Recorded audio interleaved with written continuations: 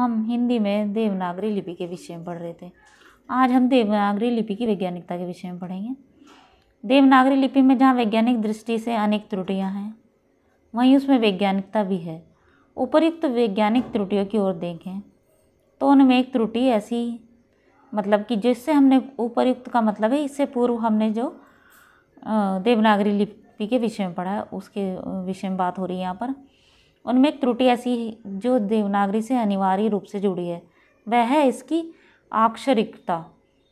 पर यही अक्षरिकता देवनागरी लिपि का विशेष गुण है, क्योंकि इसमें शब्दोच्चारण व लेखन में समानता बनी रहती है। अक्षरिकता वैज्ञानिक दृष्टि से अक्षरिकता उच्चारण व लेखन में एकता स्थापित करती है, तो यह दुर्गुण न होकर गुण है इसका। उच्चारण में हम सामाजिक वर्ण का उच्चारण करते हैं, न कि स्वर और व्यंजन का अलग अलग उच्चारण। यथा रा को हम रा ही बोलते हैं, न कि र, इसलिए यह है इसमें गुण है इसका।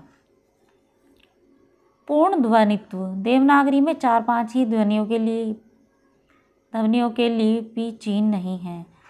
इसका कारण यह है कि इन ध्वनियों का उच्चारण ही संयुक्त ध्वनि की तरह होता है, जैसे नह, लह, मह आदि।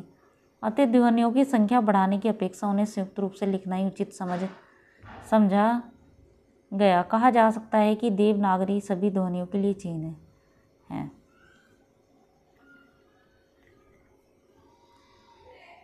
देवनागरी में 3-4 लिपि चिन्हों को छोड़कर प्राय सबके लिए एक ही चिन्ह है। जहाँ 2 लिपि चिन्ह हैं वह अन्य लिपियों का प्रभाव है। मात्रा प्रयोग देवनागरी लिपि पर सबसे बड़ा आरोप मात्राओं का है।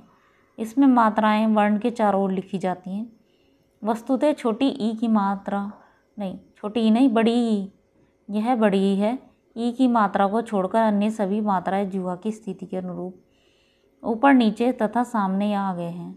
अतः ये भी वैज्ञानिक हैं, मतलब इसे बड़ी ई की मात्रा को छोड़कर अन्य सभी मात्राएं जीवा की स्थिति के अनुरूप है, ऊपर, नीचे तथा सामने आगे हैं, इसलिए वैज्ञानिक लिपि है।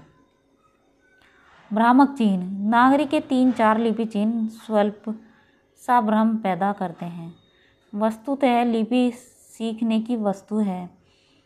सीखने से उसमें कोई भ्रम नहीं रहता। कोई भी व्यक्ति भ्रम नहीं पढ़ लेता। हाँ, ख तथा आधा अण अवश्य भ्रामक हैं। अब ख का समाधान नीचे है के हिस्से को मिलाकर तथा ण के स्थान पर ण प्रयोग अपनाकर कर दिया गया है। नंबर 6 देवनागरी वर्गीकृत लिपि। देवनागरी वर्गीकृत लिपि है। देवनागरी लिपि होने से संसार में सर्वाधिक वैज्ञानिक लिपि है। इसमें पहले समस्त स्वर फिर समस्त व्यंजन हैं। इसमें भी उच्चारण व प्रयत्न के आधार पर वर्गीकरण पूर्ण वैज्ञानिक है। नंबर 7 ध्वनि और उच्चारण देवनागरी लिपि के चिन्हों के नाम ध्वनि एवं उसके उच्चारण के अनुरूप होने से पूर्ण वैज्ञानिक है। फारसी में अलिफ से अ, ब से बे से ब, पे से प तथा अंग्रेजी में बी से ब, डब्ल्यू से व आदि बनते हैं, पर देवनागरी में अ से अ, ब से बाद ही लिखा व समझा जाता है। ठीक है, मतलब कि देवनागरी में जैसे वर्ण लिखे जाते हैं उसको वैसा ही पढ़ा व समझा जाता है।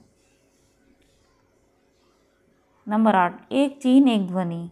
एक चिन्ह है और एक ही ध्वनि है। देवनागरी में एक लिपि चिन्ह से एक ही ध्वनि बनती है, जो पूर्णतः वैज्ञानिक है। रोमन लिपि में आधे से अधिक ध्वनियाँ दो या अधिक ध्वनियों से बनते हैं, जैसे BH से भ, CH से छ आदि ऐसे ही उदाहरण हैं। देवनागरी ऐसी लिपि है जिसमें ह्रस्व तथा दीर्घ स्वरों के लिए अलग अलग लिपि चिन्ह हैं। तो ये देवनागरी लिपि की वैज्ञानिकता के विषय में है।